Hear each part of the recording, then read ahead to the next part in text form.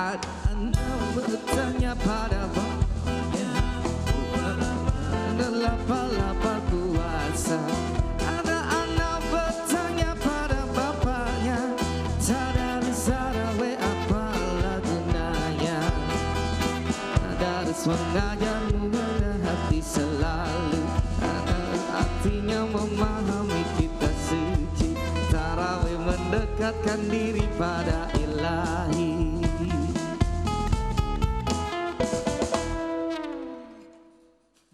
Menyalurkan bakat melalui seni lettering adalah tema kita untuk Cakrawala edisi 21 Juni 2016.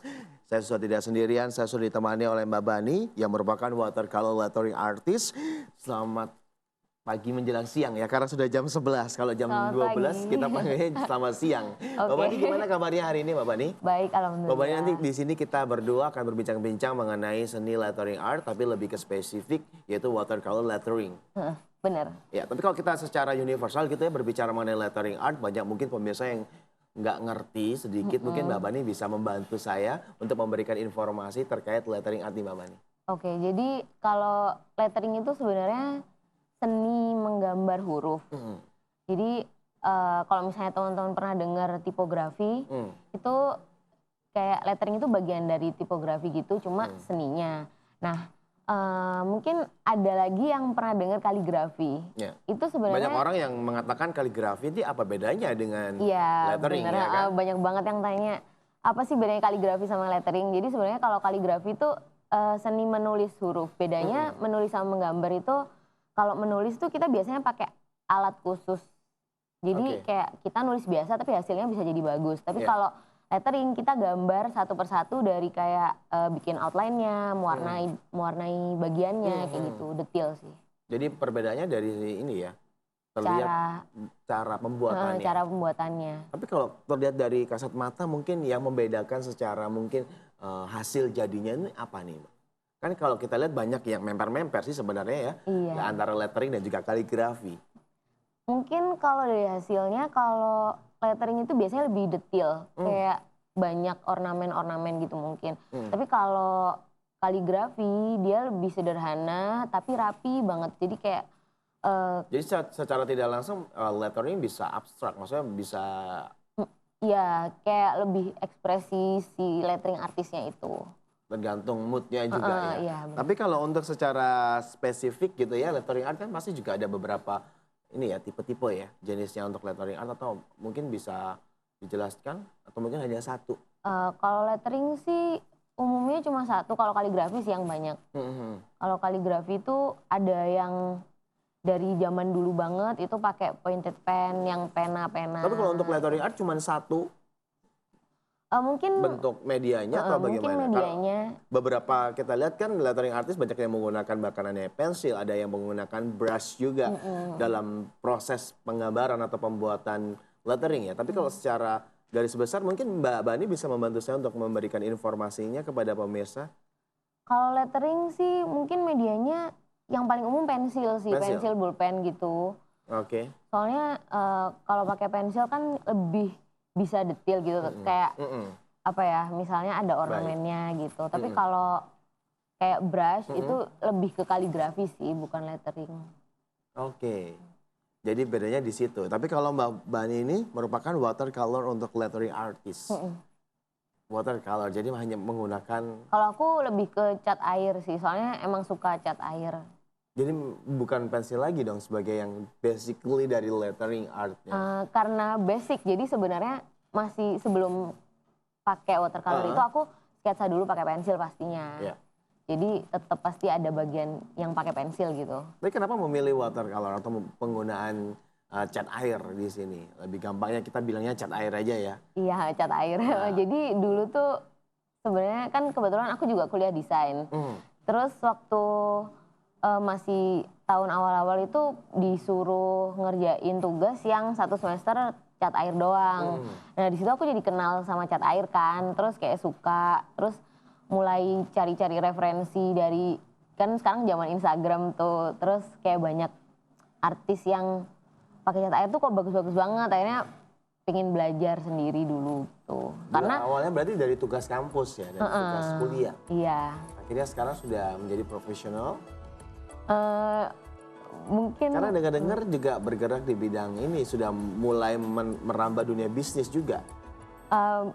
sampingan aja sih sebenarnya. Saya kan masih kuliah jadi nggak berani langsung terjun di situ gitu. Tapi ada keinginan untuk nanti next untuk terjun gitu di Ada. dunia bisnis yang khusus di Pastinya, bidang lettering art gitu. Pasti. Pastinya ya. Oke, tapi kalau misalnya kita berbicara mengenai lettering art gitu ya, dari tugas kampus, bukan hobi ya berarti ya? Sekarang jadi hobi. Sekarang jadi hobi, dulunya enggak? Karena memang tuntutan dari kampus dulu ada salah satu mungkin mata kuliah ya, lebih tepatnya seperti itu, yang menyuruh untuk membuat tugas dan di mana waktu itu juga berhubungan dengan cat air. Jadi Mbak di sini mengaplikasikan cat air di sini watercolor ke dunia lettering artnya. Benar. Perbedaannya terlihat dari apa sih Mbak kalau kita lihat? Kan banyak sekarang ya yang menyerupai cat air ya, pensil-pensil warna yang mungkin bisa dikatakan sistem brush itu kan juga sama seperti cat air, atau ada perbedaan yang spesifik mungkin Mbak? Sebenarnya iya sih, emang sekarang udah zaman sekarang tuh alatnya udah macam-macam banget kan. Iya. Ada brush yang dia tintanya tuh kayak cat air, ada yang kayak gitu. Benar. Itu Nah kita sebagai yang mungkin masyarakat awam yang ingin tahu secara atau mungkin ingin belajar lebih dalam lagi mengenai lettering art gitu, untuk membedakan antara watercolor dan juga sentuhan brush-brush yang lainnya dengan cara apa Mbak? mungkin kalau cat air kan kita semua tahu yang biasanya kalau kita dari SD kita pakai cat air yang itu tuh sebenarnya Benar. udah umum banget. Kalau misalnya brush itu biasanya ada, kalau kita di toko alat tulis tuh ada jenisnya, misalnya dia water based, jadi dia kayak dari air atau alcohol based, jadi ternyata dia alkohol gitu. Jadi lebih ke teliti aja sih kalau beli. Oke. Daripada bingung kita semuanya, ini teman-teman dari tim Cakrawala juga sudah punya VT-nya ya, biar nanti Mbak Bani juga bisa langsung menjelaskan kepada pemirsa ya lebih detailnya ya. Apakah VT-nya sudah siap? Tapi nanti kita akan tampilkannya nanti. Tapi kita akan berbincang-bincang lagi mengenai letter art. Jadi macam-macam ya kalau kita berbicara mengenai lettering art untuk. Iya, macam-macam sih.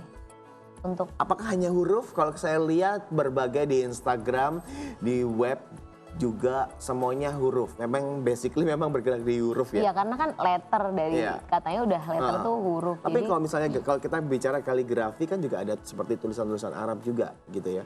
oh, iya itu Masih huruf juga ya. ada itunya, ranahnya sendiri sih. Kalau kaligrafi bahasa Arab kan harus belajar bahasa Arab dulu gitu. Oke.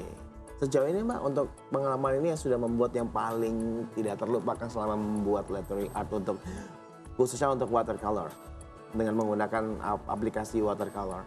Kalau watercolor sih kebanyakan sama semua rata-rata lah, tapi ada yang paling bikin aku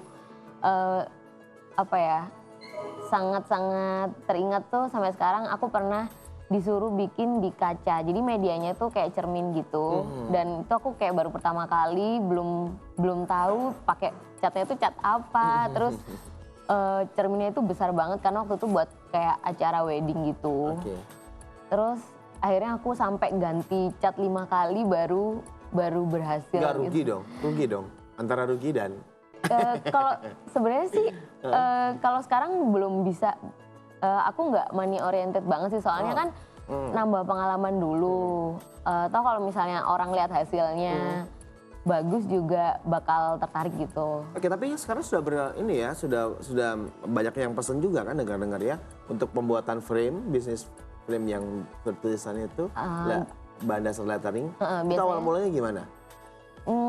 Biasanya tuh dari kayak pertamanya order kayak dari temen, saudara gitu. Terus karena kan aku upload di Instagram atau di sosmed, terus kayak orang-orang pada tanya, nerima apa sih, order gitu. Terus ya boleh deh, kayak coba-coba gitu. Akhirnya semakin lama kan istilahnya nambah portofolio gitu. Jadi kayak temen-temen semuanya percaya kalau aku bisa bikin lettering gitu. Jadi pada pesen. Tapi teman-teman saya ini juga ada yang tanya dari tadi, karena tadi sudah pesan sama saya untuk tanya lebih dalam lagi karena ada yang ingin terjun di dunia lettering art. Ya. Mau nggak, silakan. Iya. Sebenarnya kan tadi dibilangnya kan awal mulanya ini tugas, ya kan? Awal mulanya mungkin nggak kenal, akhirnya nggak sayang, akhirnya nggak suka sama, akhirnya jadi suka.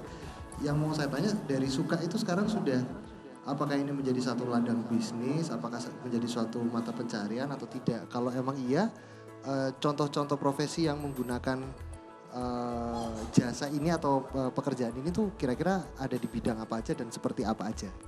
Tadi memang sudah dijelaskan ya, kalau emang ini sudah merupakan usaha sampingan, side job, nggak mendengarkan soalnya nggak apa-apa. Sibuk nyeting drumnya, karena grande drumnya ya. It's okay, tapi ada pertanyaan yang masih belum dijawab tadi ya. Profesi-profesi apa sih yang mungkin nanti kalau misalnya kita terjun di dunia lettering art, ini merupakan profesional profesi yang nantinya juga secara tidak langsung menguntungkan. Kalau di Surabaya memang nggak ada, tapi mungkin di beberapa kota yang sudah berkembang, sangat-sangat dibutuhkan. Ya. Nanti dijawab setelah jeda pariwara ya Mbak Bani ya. Baik pemirsa, nanti pertanyaan dari rekan saya Deva nanti akan dijawab. Profesi apakah sih kalau misalnya kita ingin terjun di dunia lettering art ini, nanti akan dijawab langsung oleh Mbak Bani setelah jeda pariwara berikut ini.